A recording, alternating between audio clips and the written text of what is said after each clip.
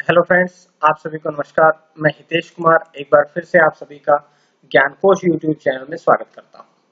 आज है 11 अक्टूबर और 11 अक्टूबर से जितने भी करंट अफेयर्स बनेंगी वो हम आज की वीडियो में चर्चा करेंगे। इस वीडियो का पीडीएफ आपको ज्ञानकोश यूट्यूब चैनल का डिस्क्रिप्शन में मिल जाएगा या ज्ञानकोश नाम से ही टेलीग्राम चैनल है और ज्ञानकोश नाम से ही फेसबुक पेज है। आप लोग कहीं से भी इसके पीडीएफ को डाउनलोड कर सकते हैं। चलिए शुरू करते हैं आज के कुछ महत्वपूर्ण करंट अफेयर्स। सबसे पहला प्रश्न, अंतरराष्ट्रीय बालिका दिवस। तो अंतरराष्ट्रीय बालिका दिवस कब मनाया जाता है?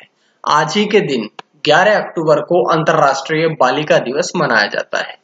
इस दिवस की अगर हम शुरुआत की बात करें तो इसकी घोषणा करी गई थी 2011 में, लेकिन पहला अंतरराष्ट्रीय बालिका दिवस 2012 में मनाया गया था। और इस दिवस को मनाने का मुख्य उद्देश्य क्या है? तो इसका मुख्य उद्देश्य है महिला सशक्तिकरण और लड़कियों को उनके अधिकारों के प्रति जागरूक करना ही इस दिवस को मनाने का मुख्य उद्देश्य है। उसके अलावा बालिकाओं को भी सशक्त बनाना, उनको बढ़ावा देना, उनके मानवाधिकारों की पूर्ति के लिए मदद करना इसका मुख्य उद्देश्य है। इसके अलावा हम ये भी कह सकते हैं कि बालिकाओं द्वारा सामना की जाने वाली चुनौतियों को उजागर करना और उनकी आवश्यकताओं को पहचानना भी इस बालिका दिवस का या बालिका दिवस का मुख्य उद्देश्य है। तो ये सारी बातें हमने पढ़ी है बालिका दिवस के बारे में। अब हम बढ़ते हैं अगले प्रश्न की तरफ। मुख्यमंत्री सौर स्वरोजगार योजना का शुभारंभ किया गया है। तो मुख्यमंत्री सौर स्वरोजगार योजना का शुभारंभ किसके द्वारा किया गया है?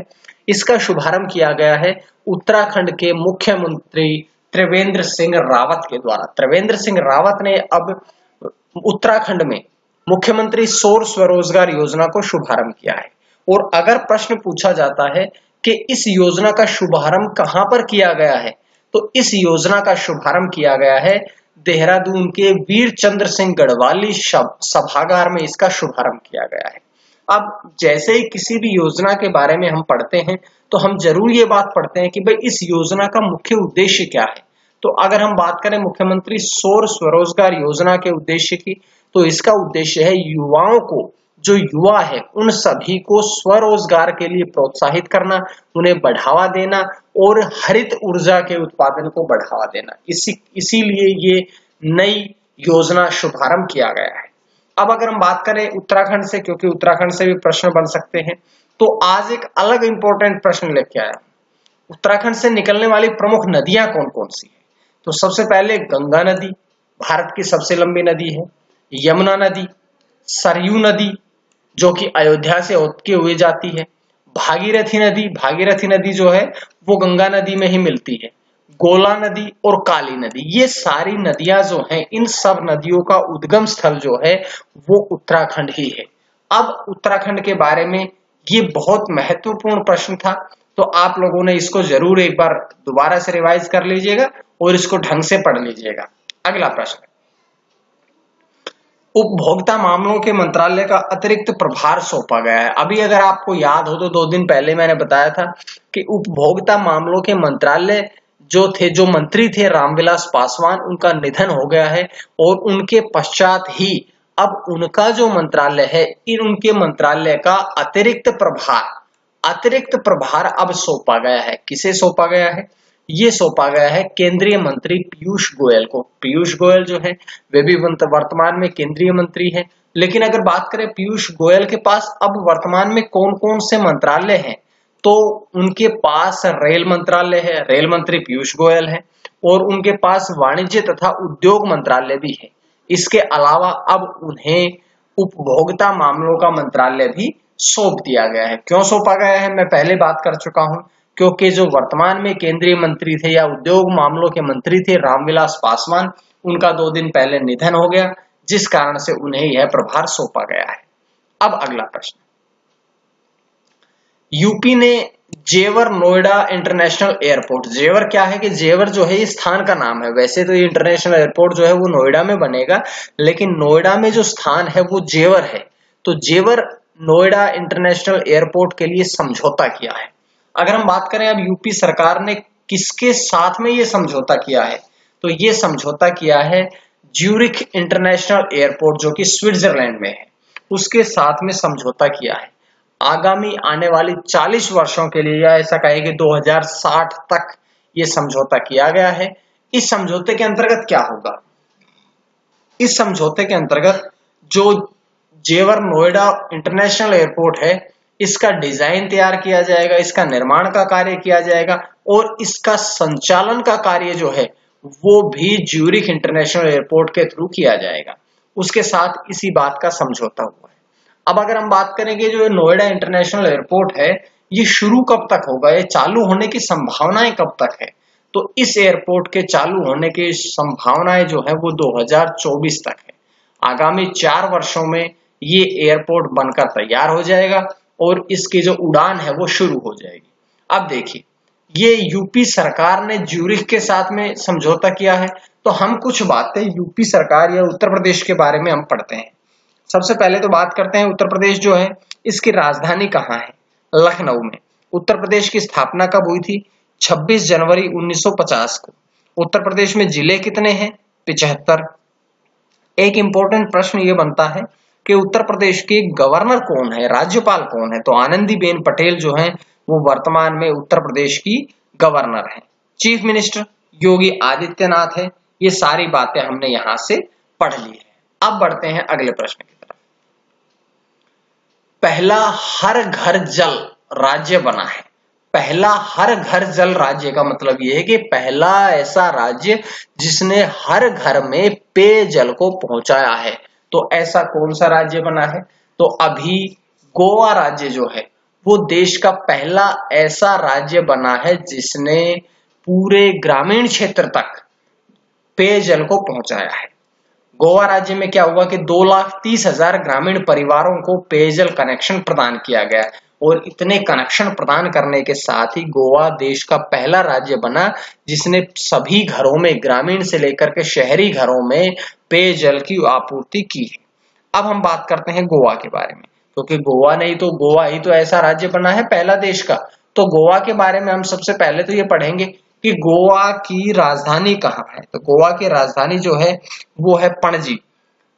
गोवा में जिले कितने हैं? 2। गोवा की राजभाषा कौन सी है? कोंकणी। गोवा का गठन कब हुआ था? 30 मई 1987 में। और राज्यपाल कौन है? सत्यपाल मलिक। तो ये सारी बातें हमने गोवा के बारे में पढ़ ली है। अब हम बढ़ते हैं अगले प्रश्न की तरफ।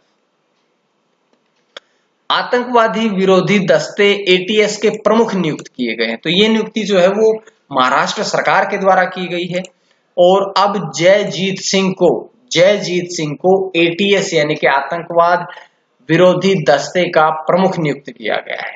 अगर हम बात करें जयजीत सिंह के बारे में तो वे महाराष्ट्र के अतिरिक्त पुलिस महानिदेशक के पद पर अभी तक कार्यरत थे और जयजीत सिंह जो है वे 1990 बैच के आईपीएस अधिकारी देवेन भारती का उन्होंने स्थान लिया है।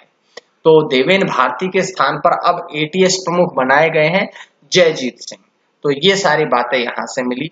अगला प्रश्न, जगन्ना विद्या कानूका योजना शुरू की गई है। तो जगन्ना विद्या कानूका योजना कहां पर शुरू की गई है? ये शुरू की गई है आंध्र प्रदेश में। और किसके द्वारा शुरू की गई है?